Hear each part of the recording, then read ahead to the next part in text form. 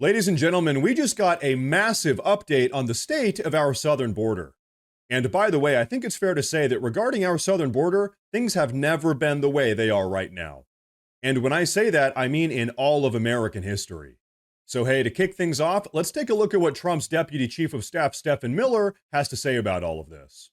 Steve, I'd like you to say a couple of words about it. Yes, well, as you know, Mr. President, since you issued your day one executive orders, border crossings are down approximately 95%. You talk to agents on the line, in their entire careers, they've never seen crossing days as low as what they're experiencing right now. The cartels, in fact, are enormously frustrated because they've never seen a clampdown like this before in American history. There are people who were working at Border Patrol back when it was INS in the 80s and 90s. They've never seen a day like this. That's because you've mobilized the 10th Mounted Division, the Marines, the entire U.S. military. They're erecting physical miles of barrier, temporary and ultimately permanent, every single day.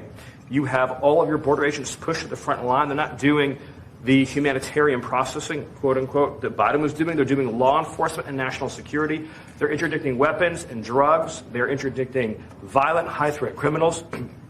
And the U.S. military is repatriating illegal immigrants at a pace and a skill that has never occurred before in American history. And those who are committing human trafficking and child trafficking are being prosecuted for felony offenses, and they'll be doing hard time in jail. There's never been a lockdown like what you have implemented through your orders and vision since you took the oath of office. Okay, so you guys hear that? Border crossings are down 95%. People are getting kicked out more so than ever, and the cartels are pissed off.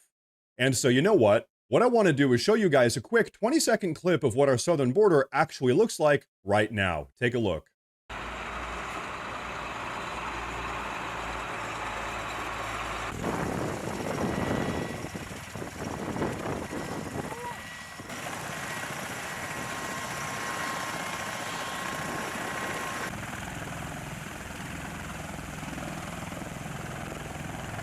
Okay, so folks, that is why border crossings have dropped by 95% and why the cartels are absolutely pissed off right now.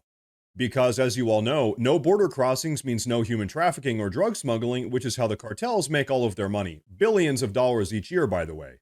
So you know, it's probably fair to say that Trump's new border policy, effectively militarizing the southern border, has reduced the cartel's income by around 95%. But not just that, he's also saving God knows how many lives each day by securing the border as well. So hey, that is a good thing. And now hey, before we move on with the rest of the video, I want to say real quick that if you guys enjoy the videos, please consider subscribing to the channel because it really does help a lot with my daily struggle against the YouTube algorithm. But okay, now what do you guys say we move on and get a direct update from the border czar himself, the one and only Tom Homan? Look, just yesterday, Griff, we had under 300 encounters on the southern border. And that went from, the Biden administration, 11,000, remember those days? Went from 11,000 to less than 300. Now, I've been doing this for 34 years. I haven't seen those numbers like forever. So, the securing the border, we get a great handle on that. Now, and now we're concentrating on interior enforcement, and we're doing good on that. But I want more. I'm not satisfied yet. We got to have more criminal arrests. And the sanctuary cities are slowing us down. But we're going to keep coming. We're going to keep coming, and they're not going to stop us. But it's less efficient to arrest a bad guy in the public where he's hiding from us, and we're trying to arrest him on his turf, rather than arresting him in a county jail, which we should be arresting him there. It takes one agent to arrest a bad guy in a county jail. It takes a whole team to find somebody that doesn't want to be found in the neighborhoods. But we're going to keep doing this and until TDA is eradicated from this country. That's my number one goal. Every TDA member in this country is on notice. You either leave, or we're going to find you and put you at Guantanamo Bay. You hear that? Guantanamo Bay is back open for business. In fact, President Trump recently allocated 30,000 beds for violent illegal immigrant deportees, such as the TDA members that Tom Homan mentioned, members of the Tren de Aragua gang. But okay, now you guys are going to want to hear this next part. You know how the progressives have been absolutely freaking out about the evil ICE agents snatching kids out of classrooms? Well, take a look at how Mr. Tom Homan absolutely destroys that entire narrative. You and I talked about this right after the election, Griff. I said we're going to go hardcore. We're going to go out. We want to secure that border. We're going to arrest those public safety threats. We're going to prioritize them. And I told you the left is going to try to steal the narrative on that. They want to send false information out to the American people to make us look like we're the villains, right? The one who enforced laws are bad guys, the one who broke the laws are the victims.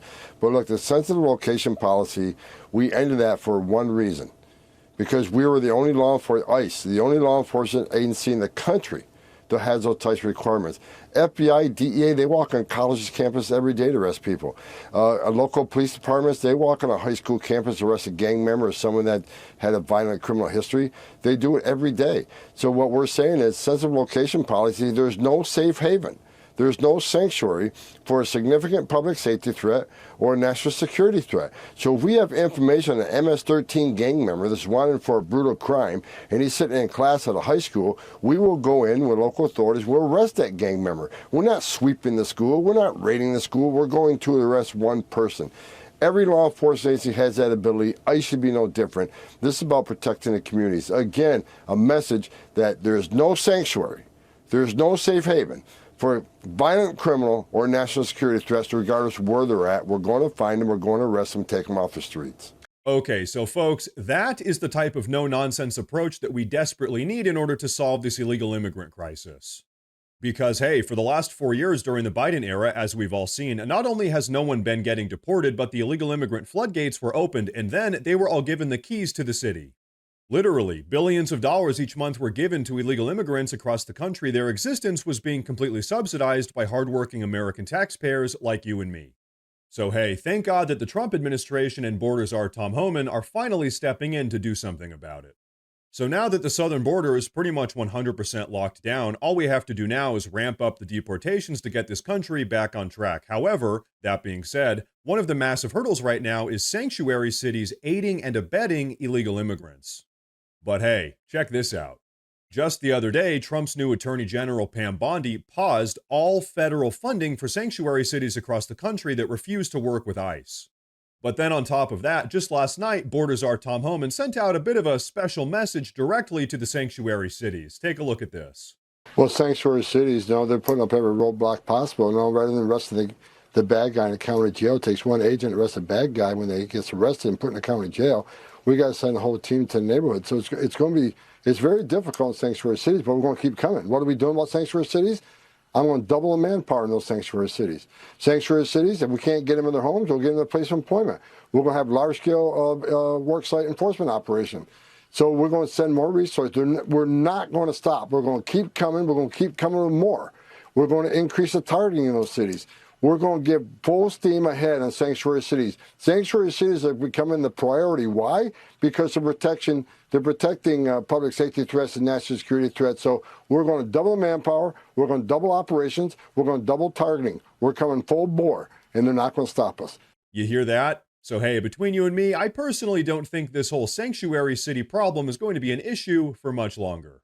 But hey, I think that's all I've got for you guys today with this one, so please go down below and let me know what you think by dropping a comment. Please like the video if you liked the video. Like I said earlier, please consider subscribing because it really does help a ton. Thank you all very much for watching, and of course, as always, stay safe.